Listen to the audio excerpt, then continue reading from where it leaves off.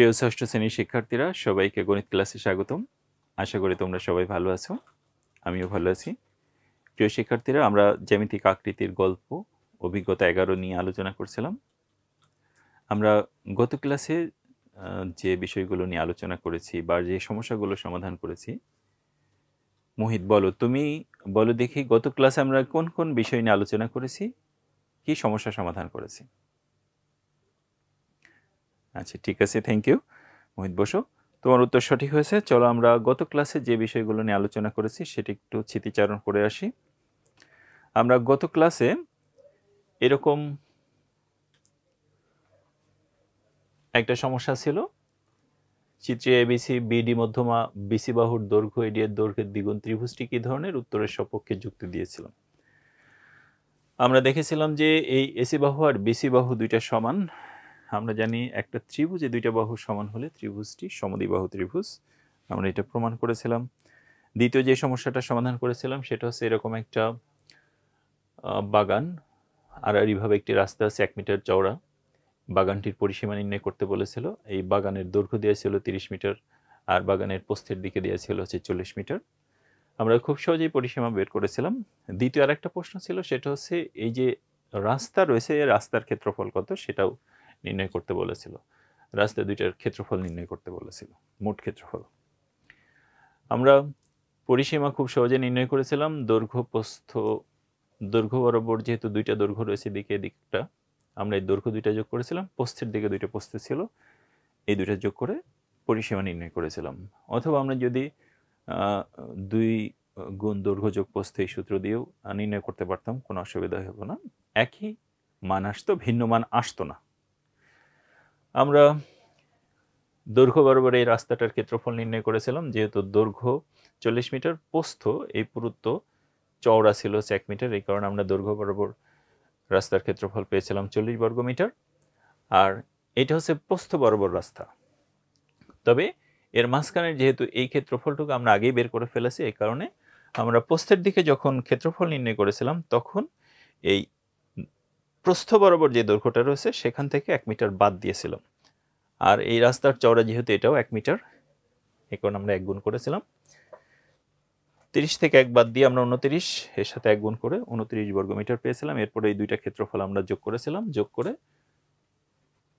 রাস্তার ক্ষেত্রফলটা আমরা নির্ণয় করেছিলাম। এরপরে আমাদের একটা গুরুত্বপূর্ণ সমস্যা দিয়েছিল, অনেকগুলো তথ্য এবং বেশ কিছু প্রশ্ন দিয়েছিল। একটি আয়তাকার জমির ক্ষেত্রফল একটি বর্গাকার জমির ক্ষেত্রফলের সমান। আয়তাকার জমির ক্ষেত্রফলের কিছু তথ্য দিয়েছিল, সেটা হচ্ছে জমির দৈর্ঘ্য প্রস্থের 4 গুণ।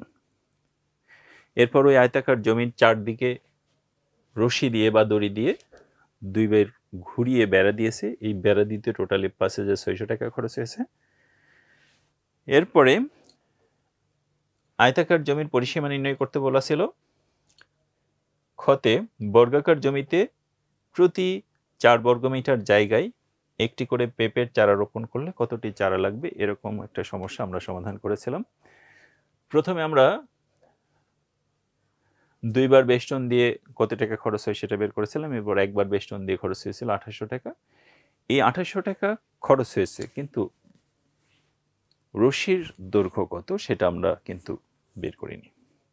আমরা রশির দৈর্ঘ্য বের করে পরিসীমা নির্ণয় করেছিলাম, তোমাদের নিশ্চয় মনে আছে। এখানে বলা ছিল যে 1 মিটার দড়ির মূল্য 7 টাকা, তাহলে 7 টাকা খরচ হয় 1 মিটার দড়িতে। তারপর 1 মিটারে 1 টাকা খরচ হয় কত মিটারে, 2800 টাকা খরচ হয় কত মিটারে, সেটা আমরা বের করেছিলাম। এই 400 মিটার দড়ির দৈর্ঘ্য পেয়েছিলাম। এই যে 400 মিটার দড়ি, এটাই আসলে আমাদের বাগানের পরিসীমা। আমাদের বাগানের পরিসীমা বা আয়তাকার জমির পরিসীমা, এটা কিন্তু ক নম্বরের প্রশ্ন ছিল। এটা হচ্ছে কয়ের উত্তর আমরা করেছিলাম। আর দ্বিতীয় যে প্রশ্ন ছিল সেটা হচ্ছে কতটি পেঁপে গাছ লাগানো যাবে যদি প্রতি 4 বর্গমিটারে একটি করে পেঁপের চারা রোপণ করা হয়। বর্গাকার জমিতে কতগুলো পেঁপের চারা রোপণ করা যাবে। সেক্ষেত্রে আমরা জমির, যেহেতু আয়তাকার জমির ক্ষেত্রফল বর্গাকার জমির ক্ষেত্রফলের সমান, আমরা আয়তাকার জমির ক্ষেত্রফলটা আগে বের করে নিয়েছিলাম। আয়তাকার জমির ক্ষেত্রফল বের করতে হলে আমাদের দৈর্ঘ্য প্রস্থ লাগতো। আমাদের প্রস্থ আর দৈর্ঘ্যের ভিতরে সম্পর্ক এখানে বলা ছিল যে দৈর্ঘ্য প্রস্থের ৪ গুণ। এই কারণে আমরা প্রস্থ ৪ ক ধরে দৈর্ঘ্য বের করেছিলাম ৪ ক। এরপর পরিসীমা 2 ইন্টু দৈর্ঘ্য যোগ প্রস্থ, আমরা এখান থেকে পরিসীমা পেয়েছিলাম ১০ ক মিটার। এটাও যেহেতু পরিসীমা, আমরা আগে ৪০০ মিটার এটাও কিন্তু পরিসীমা পেয়েছিলাম। কাজে এখান থেকে ১০ ক সমান ৪০০, আমরা ক সমান ৪০ মিটার পেয়েছিলাম। দৈর্ঘ্য প্রস্থ দুইটা থেকে আমরা কিন্তু খুব সহজে আয়তাকার জমির ক্ষেত্রফল নির্ণয় করেছি। এই আয়তাকার জমির ক্ষেত্রফল আর বর্গাকার জমির ক্ষেত্রফল যেহেতু সমান, এই কারণে এটা আমাদের বর্গাকার জমিরও ক্ষেত্রফল। সেখান থেকে ৪ বর্গমিটারে রোপণ করা হয় একটি চারা, তাহলে ১ বর্গমিটারে কতগুলো চারা রোপণ করা যাবে এবং ৬৪ বর্গমিটারে কত ৬৪০০ বর্গমিটারে কতগুলো চারা রোপণ করা যায় সেটা আমরা নির্ণয় করেছিলাম।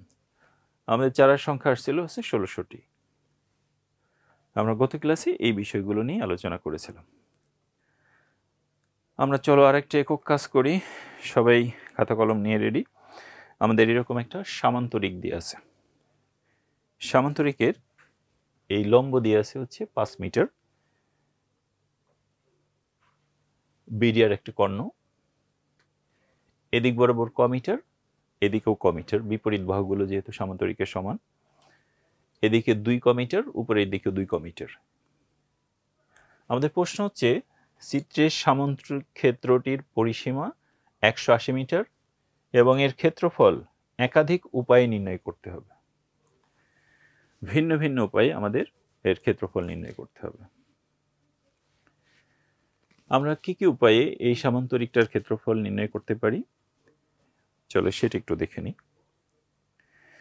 তোমরা সবাই নিজ নিজ খাতায় এই একক কাজটি করতে থাকো। মনে হয় সবারই সমস্যাটি সমাধান করা হয়ে গেছে। লাবিব, তুমি কি সমাধান করেছো?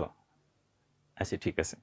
আসো, তুমি এসে এই সমস্যাটি কিভাবে সমাধান করেছে সেটা উপস্থাপন করো। ঠিক আছে, থ্যাংক ইউ লাবিব, তোমার উত্তর সঠিক হয়েছে। চলো আমরা একটু উপায়গুলো একটু দেখে নিই।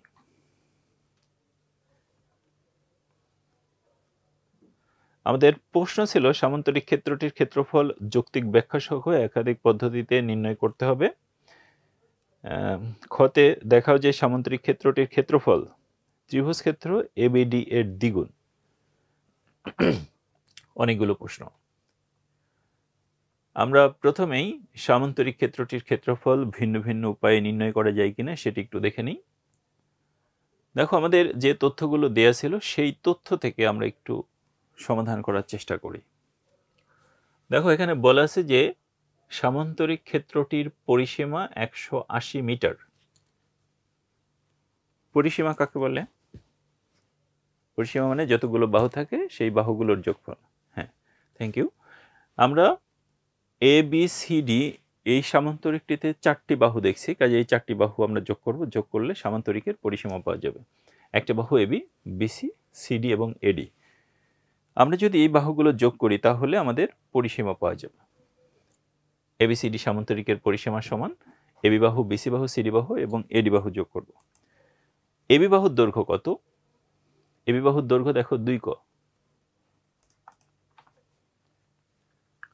এবি বাহুর দৈর্ঘ্য ২ ক মিটার, বিসি বাহুর দৈর্ঘ্য ক মিটার, সিডি বাহু এটাও আবার ২ ক, আবার এডি বাহু এটা আবার ক মিটার। আমরা এই সবগুলো যোগ করব। যোগ করলে দেখো কতগুলো ক হয়। ২ ক আর একটা ক ৩ ক, ৪, ৫ ক, ৬ ক। কাজে আমাদের পরিসীমা হচ্ছে ৬ ক মিটার। দেখো, আমরা এবিসিডি সামান্তরিকের পরিসীমা বের করলাম ৬ ক মিটার। আমাদের পরিসীমা কিন্তু এখানে আবার দেয়া আছে ১৮০ মিটার। কাজেই একই সামান্তরিকের পরিসীমা তো ভিন্ন হতে পারে না, একই হবে, তাই না? এই কারণে আমরা এই ৬ ক সমান ১৮০ লিখতে পারবো। তাহলে শর্ত মতে আমরা লিখতে পারবো যে ৬ ক সমান ১৮০। এখান থেকে আমরা ক সমান পাবো হচ্ছে ১৮০ ভাগ ৬। আমরা একটু কাটাকাটি যদি করি, ১৮০কে ৬ দিয়ে ভাগ করলে আমাদের ক এর মান আসছে ৩০ মিটার। তাহলে আমরা ক এর মান কিন্তু ৩০ মিটার পেয়ে গেলাম। কাজে এই দিক বরাবর আমাদের এই দৈর্ঘ্যটা হচ্ছে ৩০ মিটার। কাজেই ২ গুণ ক, এটা এবি বাহুর দৈর্ঘ্য কিন্তু ৬০ মিটার আসবে। অর্থাৎ এই ভূমি হচ্ছে 60 মিটার। এখন সামান্তরিক ক্ষেত্রের ক্ষেত্রফল যদি আমাদেরকে বের করতে হয়, এখানে দুইটা ত্রিভুজ ক্ষেত্র আছে। একটা হচ্ছে ABD ত্রিভুজ, আরেকটা হচ্ছে DBC ত্রিভুজ অথবা BDC ত্রিভুজ। এই দুইটা ত্রিভুজের ক্ষেত্রফল যদি আমরা যোগ করি তাহলে ABCD সামান্তরিকের ক্ষেত্রফল পাব।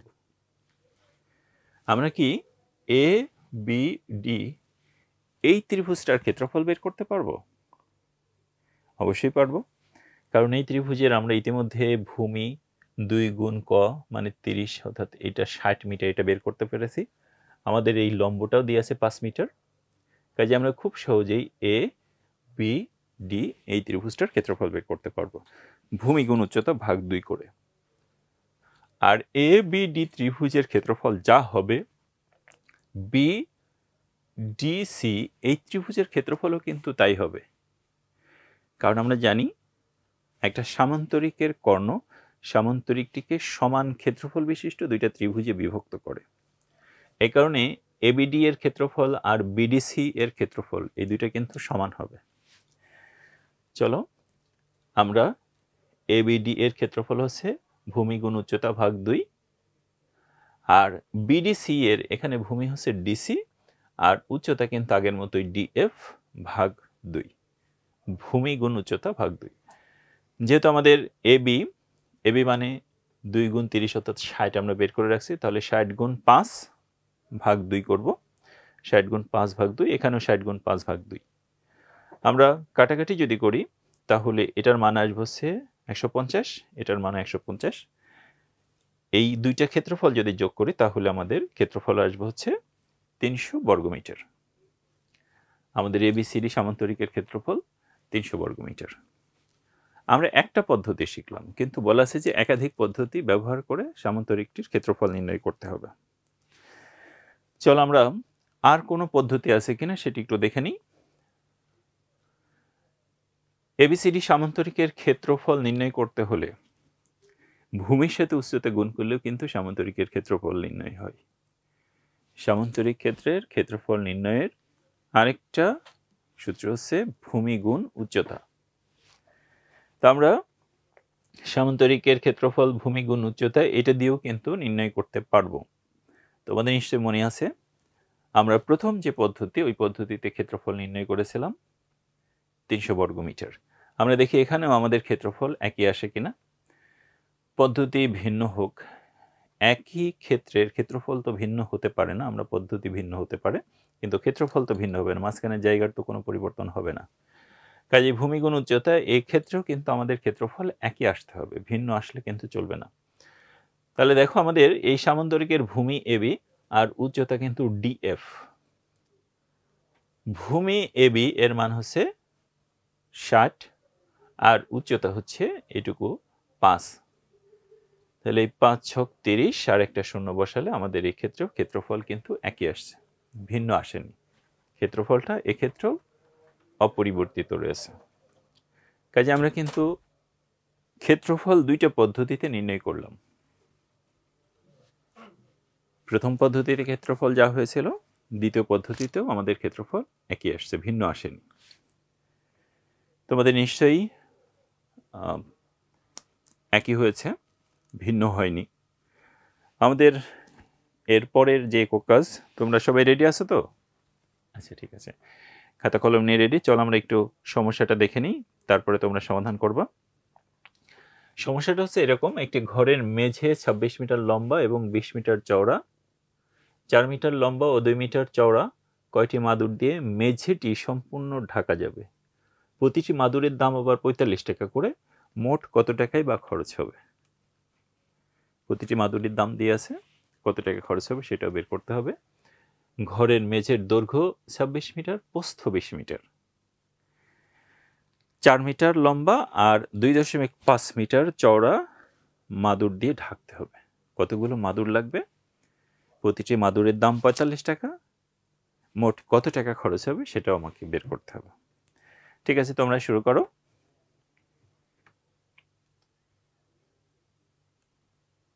সবারই শেষ মনে হয় না? আচ্ছা ঠিক আছে, থ্যাংক ইউ।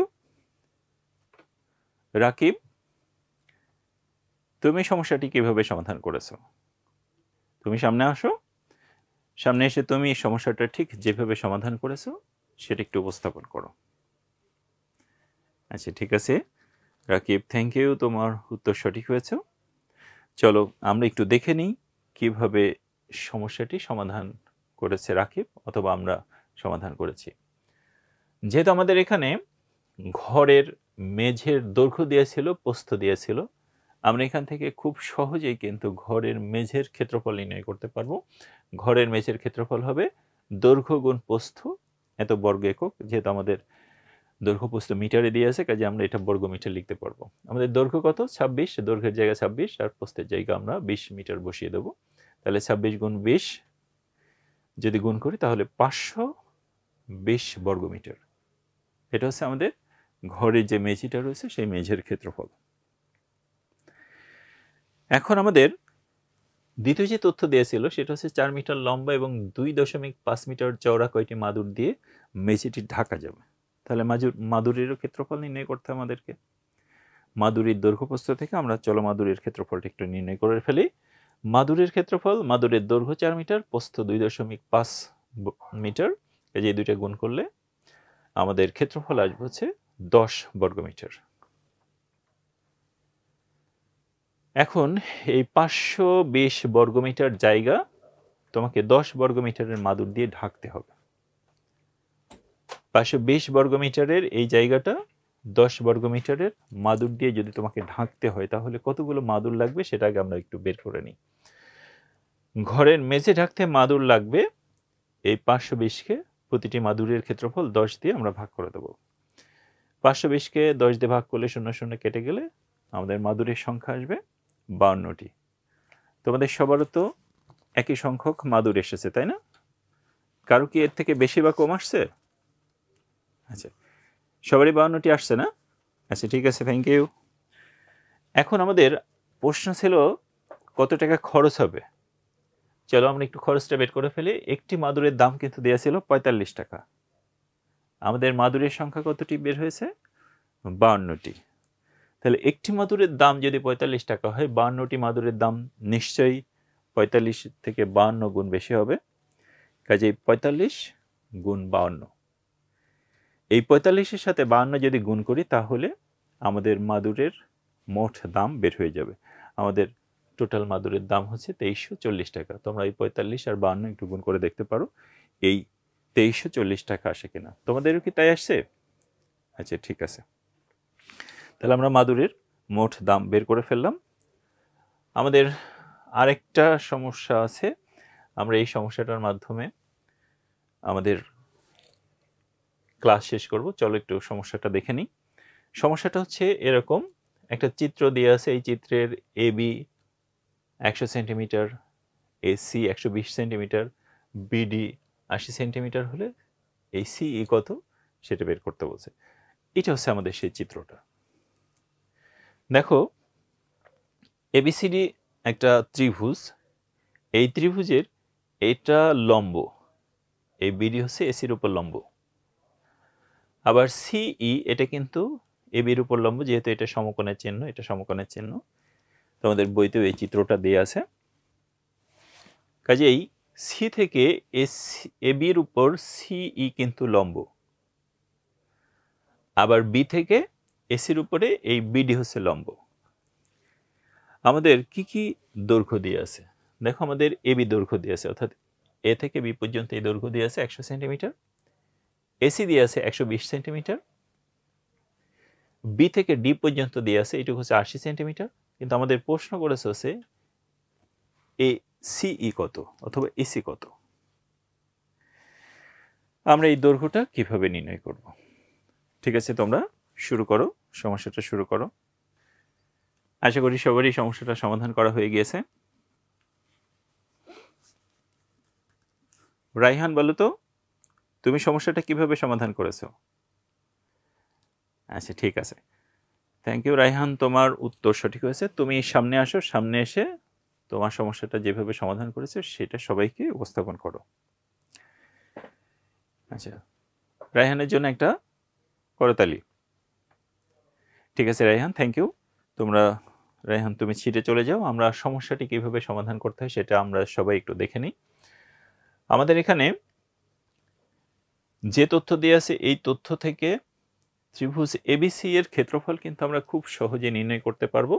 প্রথমে ত্রিভুজ এবিসি এর ক্ষেত্রফল নির্ণয় করব। দেখো আমাদের এই বিডি এই দৈর্ঘ্যটা কিন্তু দেওয়া আছে 80 সেন্টিমিটার, আবার এসি এটাও দেওয়া আছে, এসি হচ্ছে 120 সেন্টিমিটার।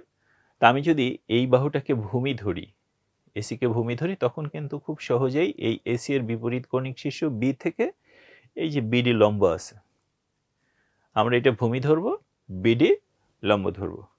কাজেই এবিসি ত্রিভুজের ক্ষেত্রফল এসিকে ভূমি ধরে বিডিকে লম্ব ধরে আমরা খুব সহজেই কিন্তু এই ক্ষেত্রফলটা নির্ণয় করতে পারবো। ভূমি গুণ উচ্চতা ভাগ 2 অথবা হাফ গুণ ভূমি গুণ উচ্চতা দিয়ে আমরা খুব সহজেই ক্ষেত্রফলটা নির্ণয় করতে পারবো। আমরা এসি ভূমি ধরলাম, বিডি লম্ব ধরলাম, তাহলে ক্ষেত্রফল আমাদের আসলো, যেহেতু আমাদের বইতে দেয়াই আছে এসি ইকুয়াল টু 120 সেন্টিমিটার আর বিডি দিয়ে আছে 28 সেন্টিমিটার। 120 গুণ 28 ভাগ 2 যদি করি তাহলে আমাদের ক্ষেত্রফল আসবে, কাটাকাটি করলে এটা 60 হবে, 60 আর 80 গুণ করলে আমাদের ক্ষেত্রফল আসছে হচ্ছে 48 বর্গ সেন্টিমিটার। দেখো আমরা যদি এবিটাকে ভূমি ধরি তখন আমাদের লম্ব কি হবে? হ্যাঁ, আমরা যদি এবি ভূমি ধরি তার বিপরীত কৌণিক শীর্ষ সি, সি থেকে তাহলে এবির উপরে লম্ব হতে হবে, তাহলে এই সিইটাই কিন্তু আমাদের লম্ব, আমাদের সিটাই বের করতে বলেছে। আমরা কিন্তু ইতিমধ্যে ত্রিভুজ এবিসি এর ক্ষেত্রফল নির্ণয় করে ফেলেছি। আবার সিই লম্ব ধরে এবং এবিটাকে ভূমি ধরে যদি আমরা ক্ষেত্রফল নির্ণয় করি তাহলে ক্ষেত্রফল তো একই হবে। সেখান থেকে আমরা খুব সহজেই এই সি এর মানটা বের করে নিতে পারবো। চলো আমরা এবিসি ত্রিভুজের ক্ষেত্রফল ভূমি গুণ উচ্চতা, এক্ষেত্রে আমরা এবিটাকে ভূমি ধরব, এবি ভূমি হলে ত্রিভুজ এবিসি এর ক্ষেত্রফল কি হবে?